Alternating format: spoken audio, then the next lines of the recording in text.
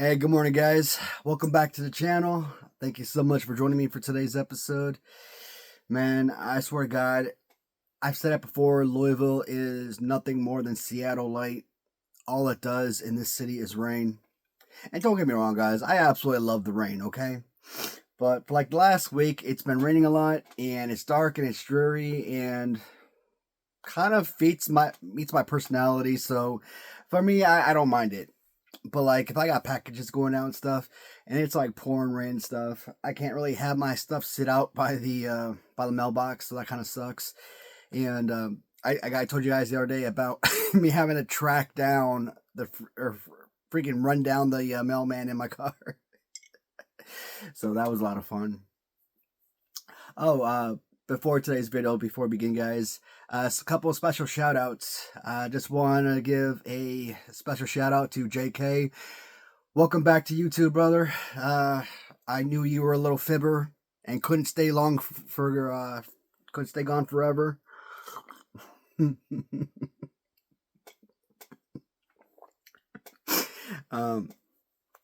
Shoot.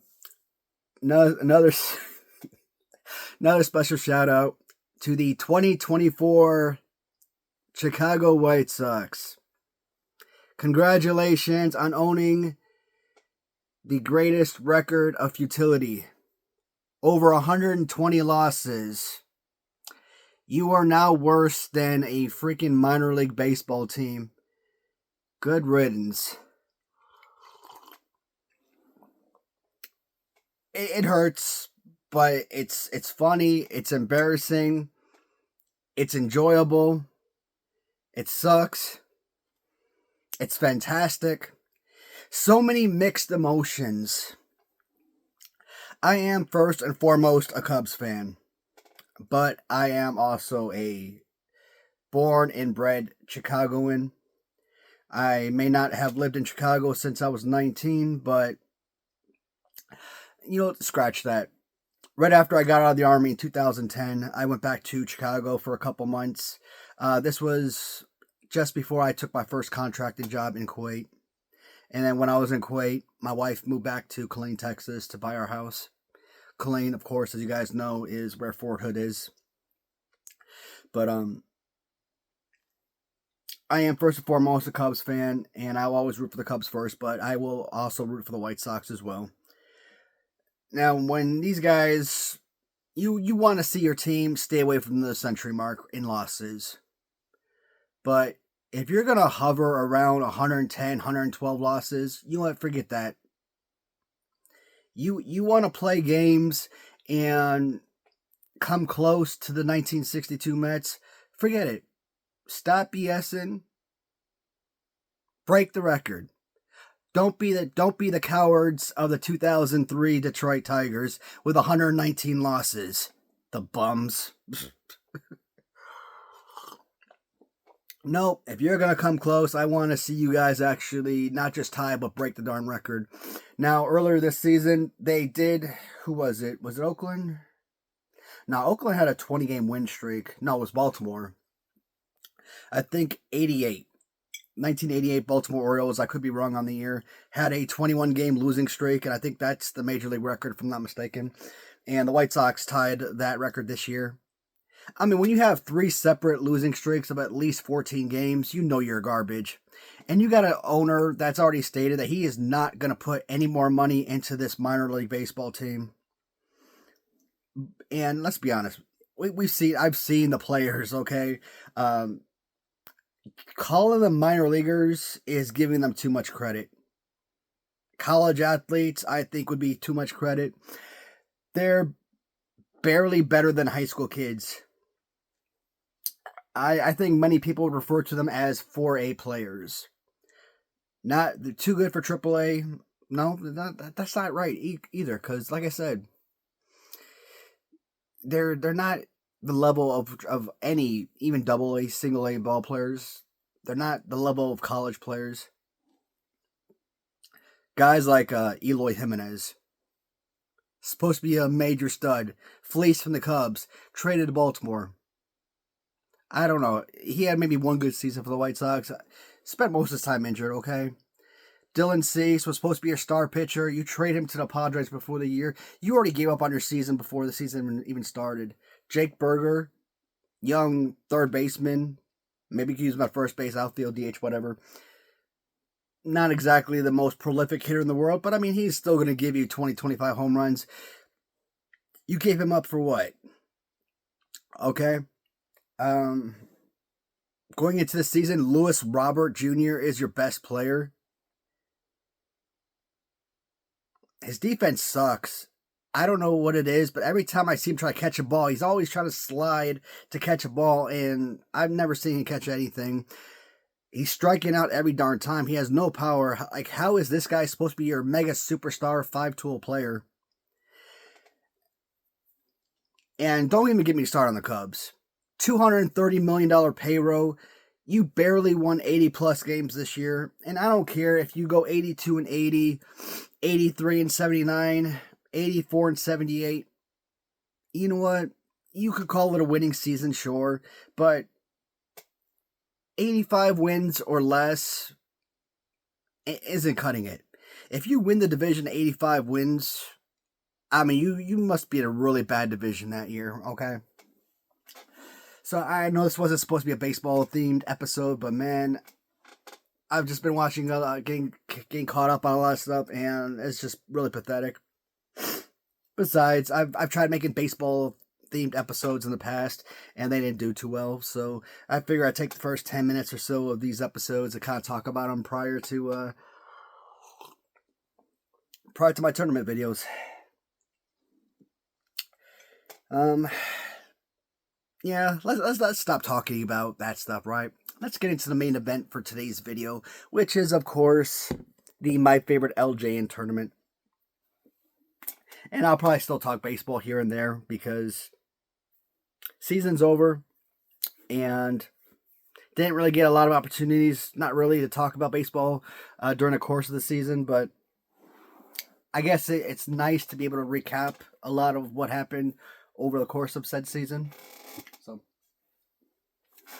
today's matchups, we are going to see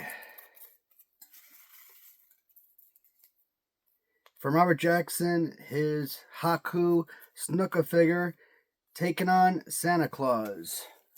Now, that is not my wife's Santa Claus. That is one from Harvey Snuts. This one is going to feature Orndorff Black. That is a Mark Hackenberg, as he will take on against Macho Man from Random Treasures. Interesting matchup. That is a very interesting matchup. I have no idea where I'm going to go with that one. This is going to be a Haku heavy video, as Haku Original squares off against the Blink. And we'll take on Davy Boy. And last matchup is going to feature Bam Bam as he will take on Yellow Elizabeth. Alright, so let's get these figures pulled and begin shortly. Alright, everybody. Figures have been pulled. And the first matchup is going to feature Haku as he takes on Santa Claus. So we will begin with Haku. So, first and foremost, this was an interesting one from Robert Jackson.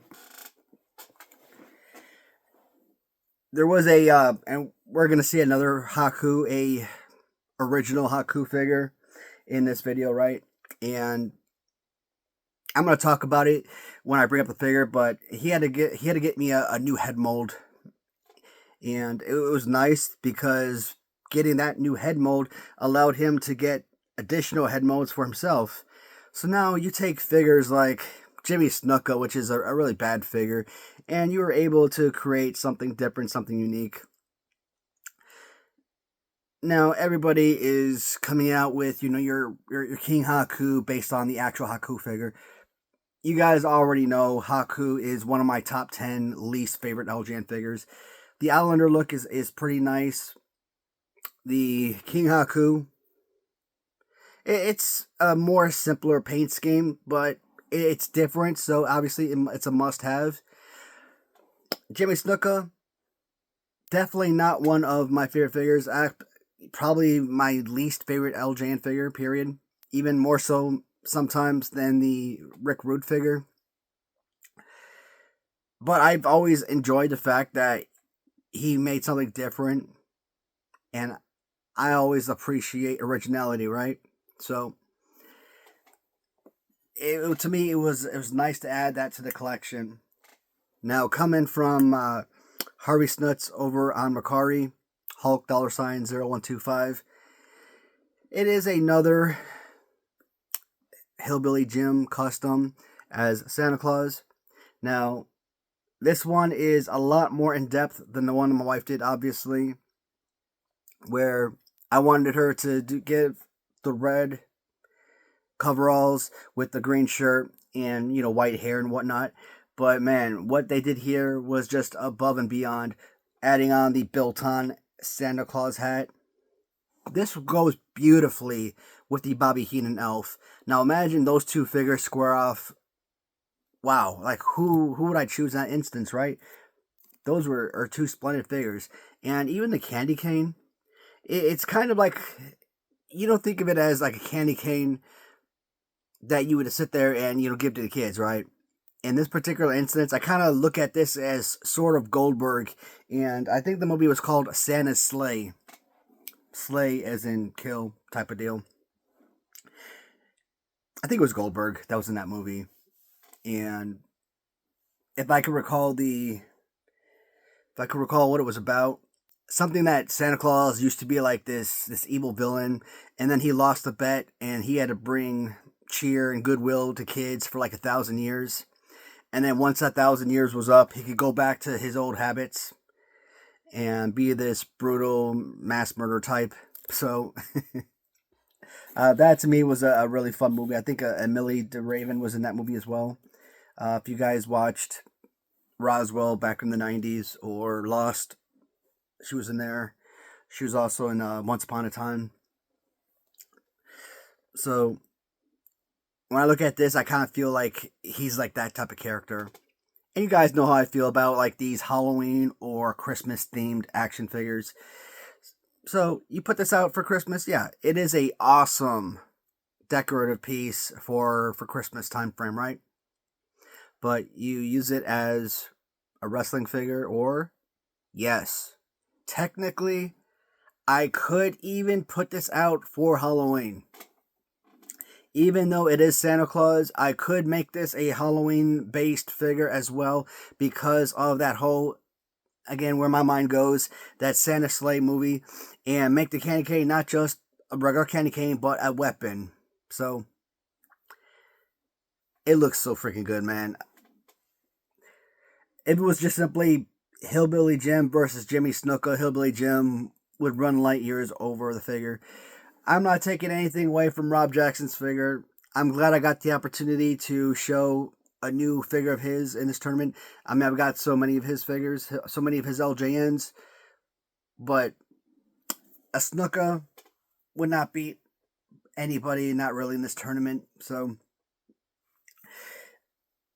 it was just nice to be able to kind of talk about this a little bit. And like I said, this one right here, so freaking good. Is it one of my favorite pieces? Absolutely. Is it in the realm of possibilities of winning this tournament? Damn, I would hope so. This is so freaking good. And I gotta stop breathing, man. Every time I breathe, my freaking tags go flying. Oh, man, what just fell? Alright, trying to get my tags here. Next matchup was Paul Orndorff, Black, versus Macho Man from Random Treasures. We will start with Random Treasures Macho Man. So,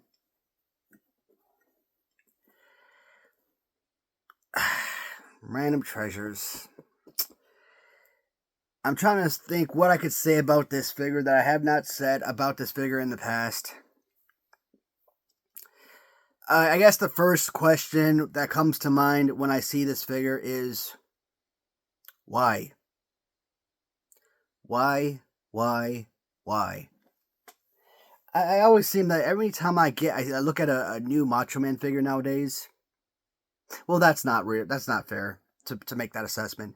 But occasionally, I mean, there are certain characters like Rick Rude, like Jimmy Snuka, absolutely. When you look at their figures, it seems like they can never get a good figure. But Macho Man, from time to time, sure. There are certain figures I picked up from Macho Man that he just does not get a good figure. I'm like, why would you do this to Macho Man?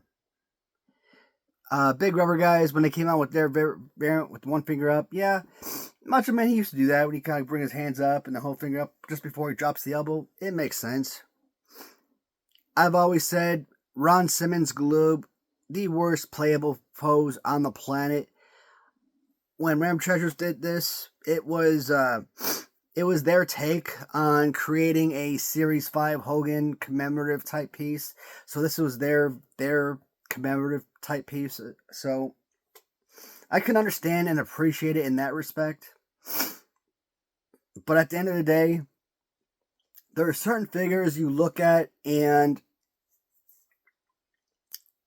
when I look at this figure, all I see is Bruno Sammartino. When I look at this figure, all I see is Iron Sheik. When I look at this figure, all I see is B. Brian Blair. When I look at this figure, all I see is Ron Simmons, etc., right? So, one of the best things I've always talked about with LJN, very rarely do you ever see certain characters repeated. Hulk Hogan's repeated a couple times. And when I say repeated, it means different, generally it means different play poses. So Series 1 Hogan compared to Series 5. Series 1 Andre compared to Series 2 Andre. Now Series 2 Andre to Series 6, yes, different color schemes, but they're the same play pose. Now, SD Jones, you could say, okay, different color scheme, same figure. Tito Santana even. Same, different color scheme, but same figure essentially, right? So, I love the fact that you basically got one character more times than not, and that was it. So, when you see companies like, let's say Ram Treasures, for example, because we're talking about Ram Treasures figure here, I don't want to see them create characters that LJN has already created. I want to see them create somebody different. Now, coming out with Macho Man, not a bad idea. I mean, there could definitely be worse characters, right? Why Ron Simmons? When I saw this figure, I was so angry. But at the same time, I've been telling myself since the first time I've ever seen this figure on their website, I've been begging myself, I've literally threatened myself, I've been killing myself to love this figure, and I just have not been able to bring myself to reach that level yet. Because it is, aesthetically, you look at it, it is a absolutely gorgeous figure. Like, if you did not have my mindset, and you just looked at it for what it is, and you just look, oh, okay, it's just going to sit on my shelf, who cares? It's a display piece, it's art, fighting pose means nothing to me. It is a fantastic figure in that regard. But my child brain will not let me think outside of being 5 or 6 years old, and it must have a certain fight pose, right? I don't fight these guys, so why does fighting pose mean anything? It just does. So, you look at the rubber, you look at the skin tone and the glossiness, the colors, your Series 1 Hasbro, Macho Man. I keep bringing it up. I love the fact that they're bringing back your 90s Hasbro characters. So every time I'm looking at these new figures, like even long before Berserker came out, they were already bringing you 90s Hasbros. I just wasn't really noticing it because I kept having the mindset that they were all 80s figures because a lot of these guys obviously originated in the 80s and prior. So it is a beautiful figure. I just can't get over the Ron Simmons look. Now, Macho Man was part of my least favorite LJN tournament. So you pretty much are guaranteed that Macho Man will not be winning this tournament. He does go up against Paul Orndorff. In my personal opinion, Paul Orndorff, if I can recall correctly, I think Paul Orndorff was on my original list way back when, of being among my top 10 least favorite original LJNs. And, Paul Orndorff, he is a very customizable action figure. I have many figures like this where you're taking Warlord, for example, and you're using this body type. Rick Rude constantly gets customized using Paul Orndorff. Well, I bought 3 different variants of Paul Orndorff, customized by Mark Hackenberg. Why? Well, because Mark's work is fantastic, first off, and the customs, they were solid work. Sometimes you buy a custom just to have a custom. Other times you buy a custom because of the certain seller. And other times you buy the customs because they're absolutely spectacular work. When it comes to someone like Mark, for example, I think I've told him, when it comes to his work, yeah, I will try to pick up his work as much as I possibly can. But there are certain figures that I simply can't pick up because I have such an abundance of those particular customs, like a Vince McMahon custom, for example, or Slick, or Roddy Piper, etc. So when I look at these figures, I'm like, man, I want that figure, but it's like, I've got plenty of those particular customs, particular characters. I need to, especially considering space. Space is also a huge deal as well, so.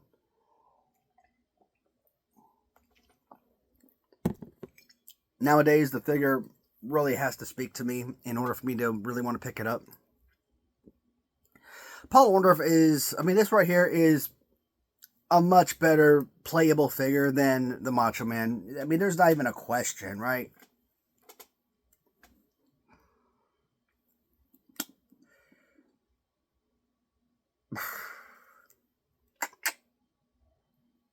I don't know a lot about Paul Orndorff, to be honest.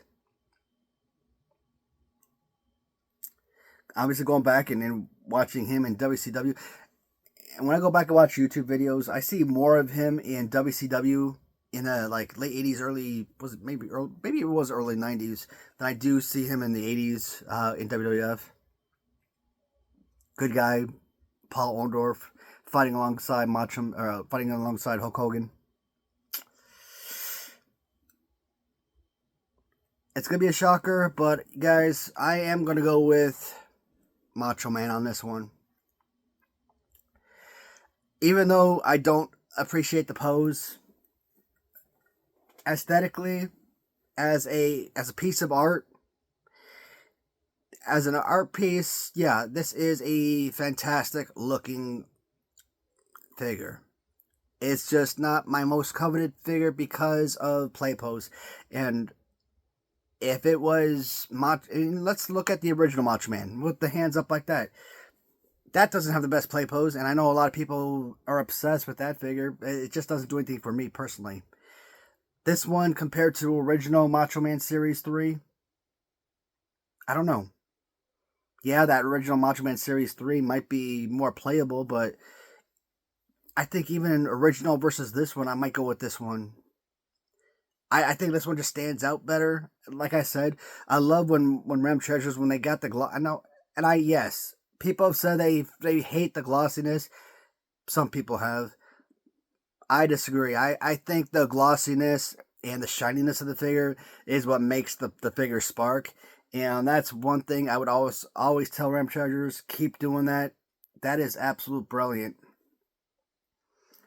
So Macho Man has to be my choice on this particular matchup.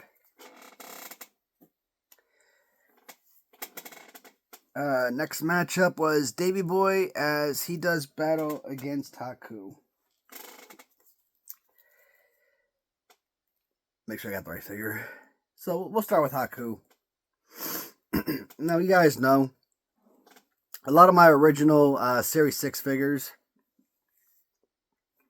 Well, let me take away the word original real fast. The first set of Series 6 LJN figures I ever bought came from Ram Treasures. That's because back when I first started collecting them, you're getting on eBay and stuff, and you know these Series 6 figures were going for like $300, $400, $500 for like Warrior and Andre. I'm like, I ain't paying that money. That's ridiculous. So when you're getting on Ram Treasures, and you're getting these guys for like $130 after the percent off, I'm like, hell yeah. I mean, come on.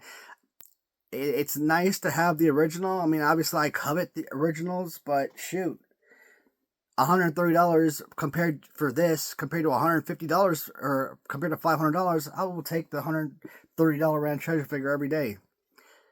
I mean, the rubber is not the same, which sucks, and it doesn't have the stencil, but I mean, that's about it. And in reality, I think when it comes to Ram Treasures figures, Big Boss Man, I think, was relatively close. No, Rick Rude was different. The Haku rubber was definitely far worse. Yeah, I mean, it's obviously you're paying less money because of rubber, no, most definitely. But it was just nice for me to be able to add them to the collection. Say, hey, my Series 6 is complete. Now, over time, I knew that eventually I was going to try to get the original figures, but in the meantime, in the short term, those were nice to have. Nowadays, because there's so many figures on my back shelf, those were all bagged up and stapled up again, and now they're kind of hidden behind the rest of the Ram Treasure figures, just sitting on the back wall there. So Haku, when you look at his face, you could tell that this is sort of a remolded head.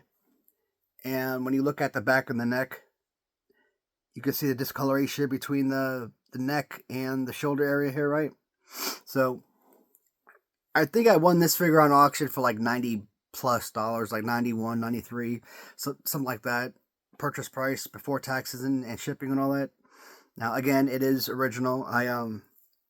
But the face, and I've always described in the past like something ate his face off, or maybe like somebody held a lighter and kind of like burnt his face or something. So when I sent it to Robert and he customized it for me to repair the head, I'm like, heck yeah, he did an awesome job. So I didn't go out and spend $200-$300 to get an original Haku figure. What is it, let's say $110 with shipping and taxes. His custom work, shipping the box to me or from me to him and back to me. So all in all, what, $140, $150 all in?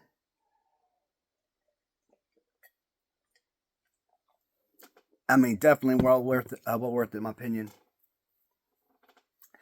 The overall Islander look of the Haku figure looks incredible. And Haku would not be a bad figure at all. This would be a pretty sensational figure if it weren't for the stupid hands. The same folks out there that complain about your Series 2 El Gigante with the hands like so, calling it the worst figure ever, I'm like, I actually really like the Series 2 El Gigante from the Glue UK exclusives. Yeah, the play post sucks, but the overall look is fantastic. And the fact that he's tall, and he's kind of bent over, arms out, that kind of sucks, but it still looks nice. Haku is roughly the same figure. His instead of being like this, his hands are like so. But play pose is absolute trash. And that's why you do find Haku on my list of top 10 worst LJNs of all time. And he goes up against Davey Boy Smith. British Bulldog on my top 10 list, probably number 7, I'd say. British Bulldog, my British Bulldog from childhood. in my opinion, growing up, the only British Bulldog that I ever knew about at the time. One of my most beloved wrestlers ever, one of the greatest performers, one of the greatest athletes, great build, great athlete, great champion. I mean, the man just had the look, he had the skill set, and I don't know why they make these figures so extra small. You look at Bruce Beefcake and Greg Valentine, the figures are like extra tall, but they make these Dynamite Kid and Davey Boy Smith figures so small. And I get it, Dynamite was a lot smaller than everyone else in the ring, so. But I don't think Davey Boy was so tiny, so. British Bulldogs are not among my favorite figures. They're very low tier figures, very low middle tier figures, meaning that these guys could be among 70 or 80 figures that came out of LJN originals. They could be somewhere in the 40s or even 50s among, if I were to rate them, among my favorite figures. Flying clothesline, that is all. They don't do anything else. Yeah, they do good one-arm under body slams, perfect one-arm under body slams, but that's about it. I mean, overall look, I mean, the pants I actually really like, and little lettering on the side. So there are obviously things I do enjoy. The whole mirror version of the British Bulldogs, I've never been a fan of that. I don't like mirror figures, period. Even if you have the most perfect fighting pose ever, I would like to see differentiation between tag teams, so that it's just better for me. But this is an absolute no-brainer. I didn't really grow up with Haku. I don't know a whole lot about him, and British Bulldog is what he is. He is an absolute legend in my memory. So British Bulldog, a very easy answer. In fact, this is probably the easiest answer of all of them.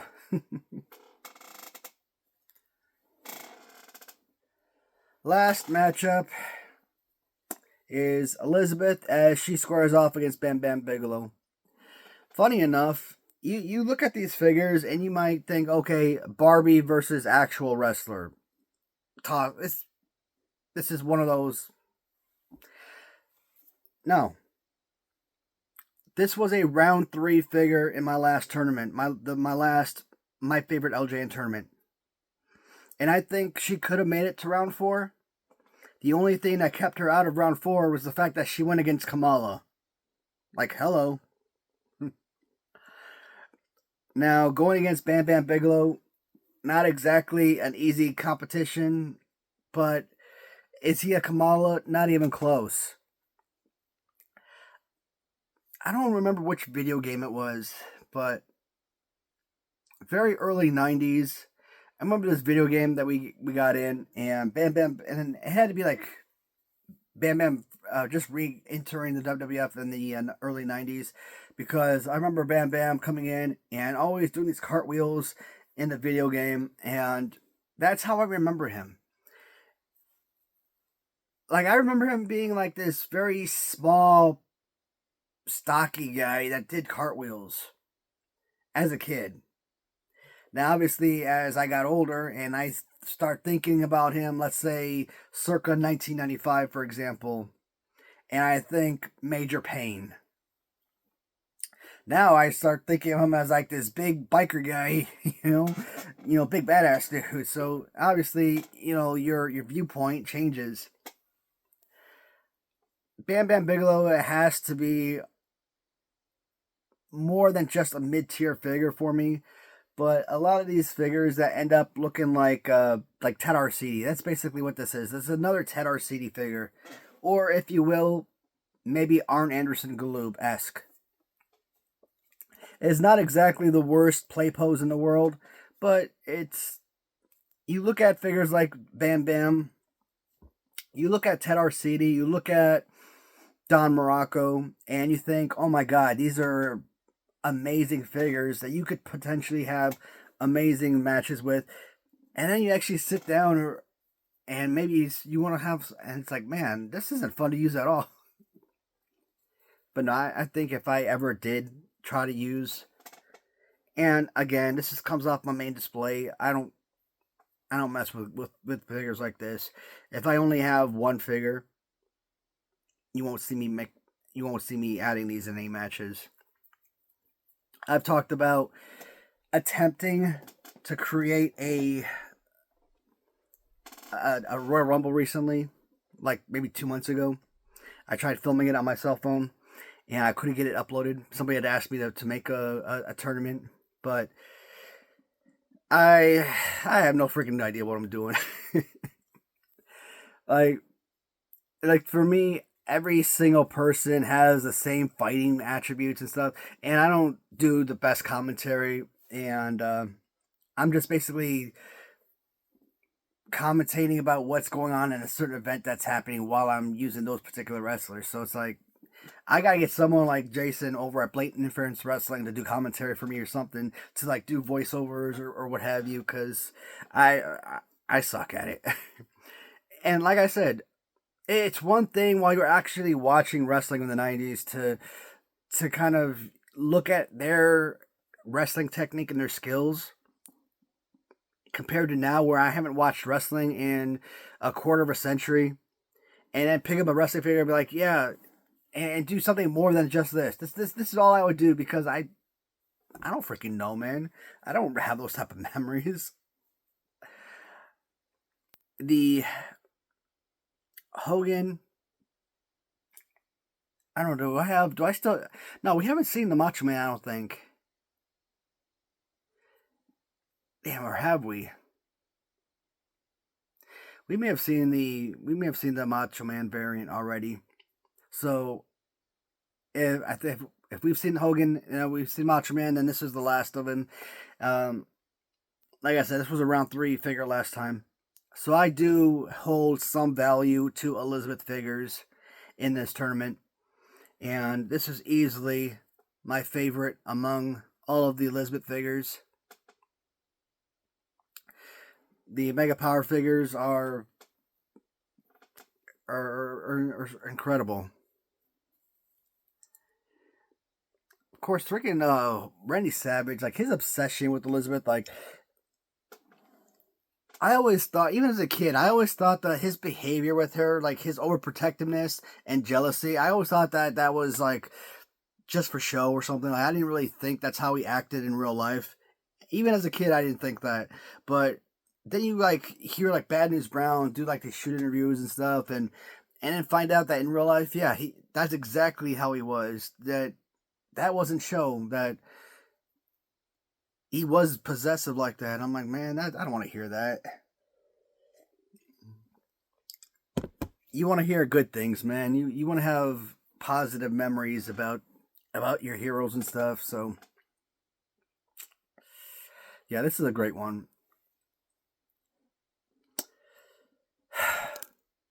This sucks. I really don't know. I am gonna go with Bam Bam. Does Bam Bam win this tournament? He does not. Does he make it to round 5? Probably not. Does he go to round 4?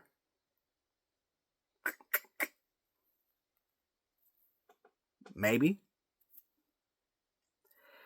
Here's the thing. If she was around 3 last time and he gets eliminated before round 3, I feel like that's kind of wasteful. But that sucks when you have that kind of fallback. I've talked about the Kerry Von Erich resin figure that I have, and in the very first tournament I did, he was a 5th rounder, and I think these last 2, my favorite LJN tournaments, he was a first round elimination. So if I've said it before, if I ever do this tournament again for a 4th time, obviously I always talk about I always get more customs in, so there will always be more figures to add to the tournament. If I ever do this again, 4th time, 5th time, 6th time, I won't do it like this where I include every single figure. I'm only going to include maybe 128 figures.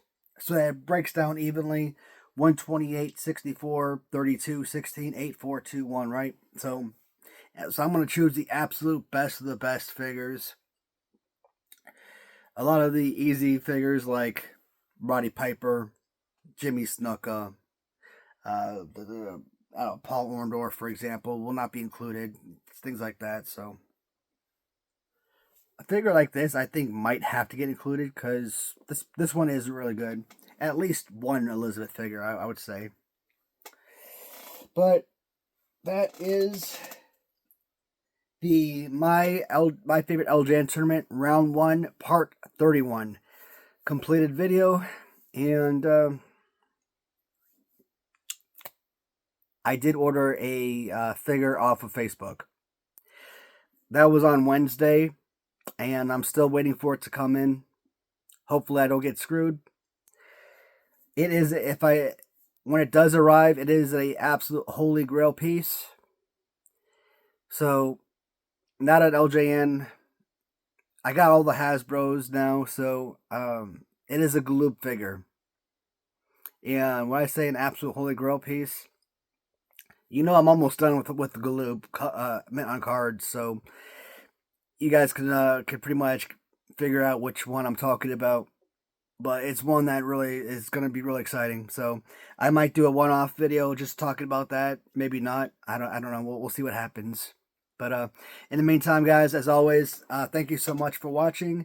And until next time. Goodbye, everybody.